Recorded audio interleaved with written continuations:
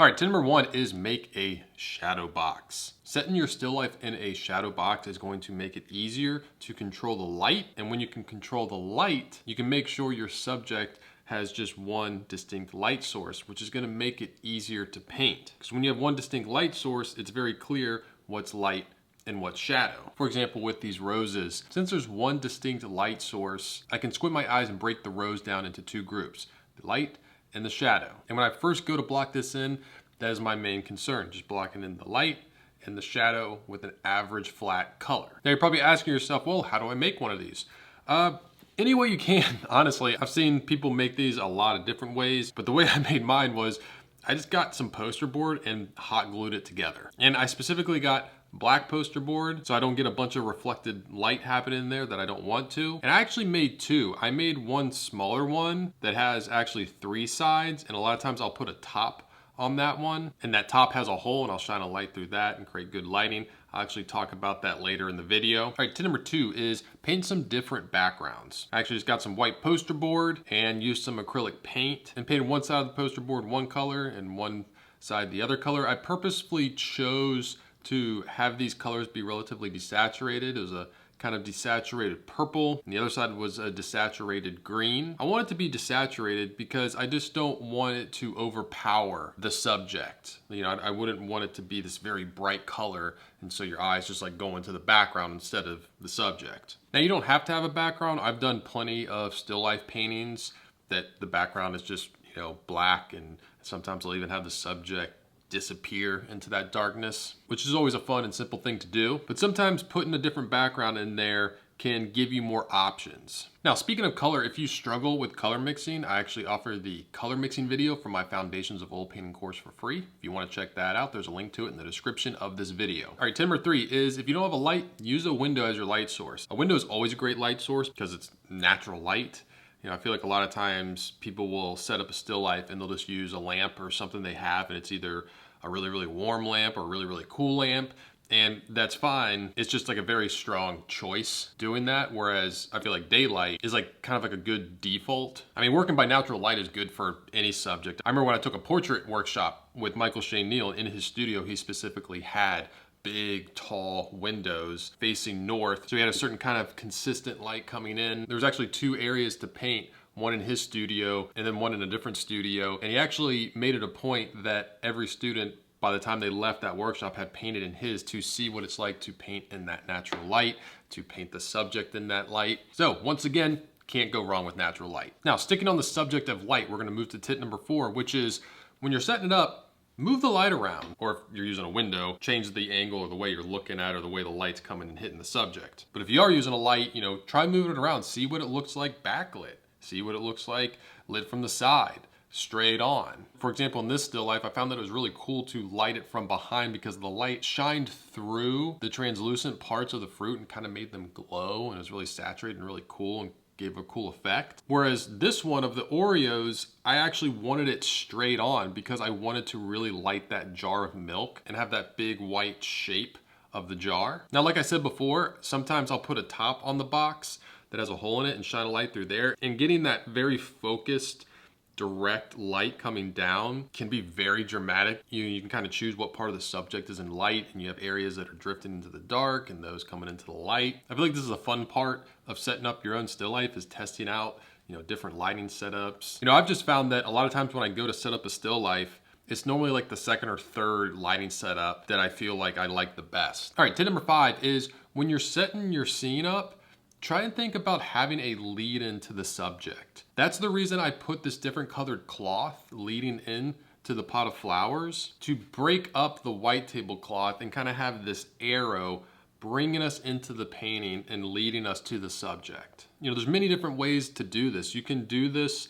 you know, using a wrinkle in the cloth. If you have a cloth on the table, you can use the actual different objects of the still life and have them kind of lead you into the subject. You can even use shadows. You know, the way you light the subject, if there's a shadow kind of creeping in and arrowing you into the scene, that can work too. All right, tip number 6 also has to do with composition, which is always think about balance. Now, when I say balanced, I probably should be saying dramatic balance, because you don't want things to be evenly balanced, but you don't want things to be so weighted to one side you don't think about the other side. An example of this is using different sized objects. You know, if you set up a scene and all the objects are the same size, it's just gonna be kind of boring. Whereas if there were objects of very different size, now things are dynamic. You got something small next to something really big. That's dynamic and interesting. Now you can also accomplish this effect by grouping the same size objects. Have a group of them on one side, but on the other side, have one standing alone. Coming back to this flower painting, everything was kind of happening on the top half of the painting, meaning like all these, you know, the flowers, roses,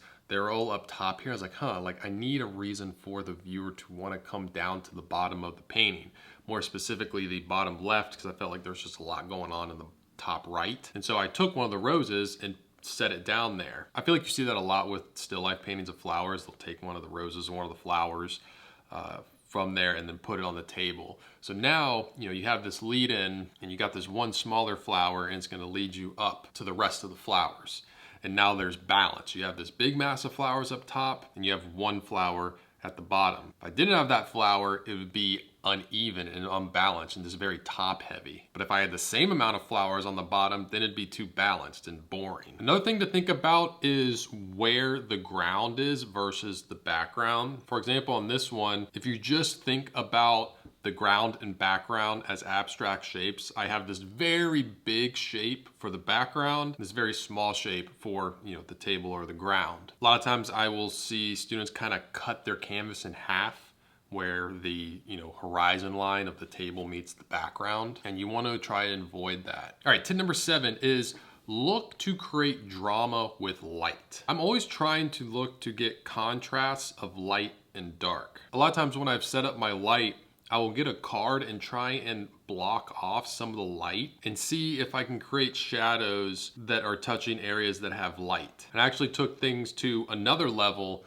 on this flower painting and put the background partially in shadow to have more drama against the lights in the flowers. But I had the shadowed angled, so it was another line angling down to the subject of the painting. Just like I had a lead in at the bottom of the painting with the different colored cloth, now I have another one coming in from the top pointing us to the subject. All right, tip number 8 is don't put all the objects in your scene on the same plane. This is really important when you're painting a still life that's looking straight on at eye level. If you're doing one that's looking over top of the object, I feel like you don't have to worry about it as much because it's obvious, you know, the different planes. But staggering them, putting one in front of the other or behind is going to help create depth and make it more interesting. This is also why you should try and overlap objects when you can, because then it makes it very obvious and clear what's in front of what. Also, if you set up a scene and it's like all the objects aren't touching or like overlapping, it's just gonna look strange. So always be keeping that in mind. Like when you're setting things up, try and be thinking about the levels in terms of depth and where each object is. For example, with this still life, I purposefully had the coconut overlapping the pineapple and had the pineapple overlapping the lime. And even this little chunk, I didn't just want it by itself, that's overlapping the pineapple as well. All right, tip number 9 is try looking at the subject at different angles. You know, for this flower painting, I did look at it straight on. And a lot of my still life are like that. And even sometimes I like to use the edge of the table in the composition, but that's not the only way to do it. You can do it looking straight down on the subject. I've painted still life like that before. If you want to look at somebody who does that really well, check out Carol Marine. I highly suggest getting her book, which I have a link to in the description of this video, but she paints some of the best still life paintings, you know, looking down on the subject like that. All right, and the last tip, probably the most important tip, is if you set up this still life, if you can, please try and paint it from life. At least try, even if you take a photo of it. I feel like painting it from life, you're gonna get so much out of it. Painting from life, like I know it is difficult and it's frustrating, it's harder to get the drawing right, you know, it's harder to do everything, but I promise you, it is the secret sauce, I feel like, to painting. And I know for me, I avoided it for a long time because I didn't fully understand the benefit I was going to get out of it. And it actually took me just doing it, not even knowing exactly how it was going to help. I just kind of took it on faith, like, all right, like everybody says I should do this, I'm just gonna keep doing it. And then I realized, oh, observing from life, it's gonna help you see more. And it's gonna really help you see what is going on with the light.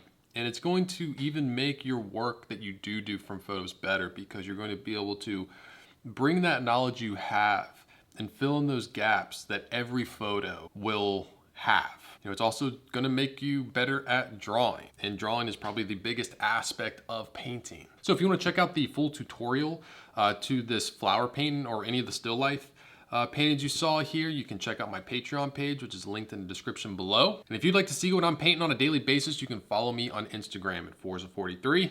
I'm Chris Fornatero, here telling you to go get painting.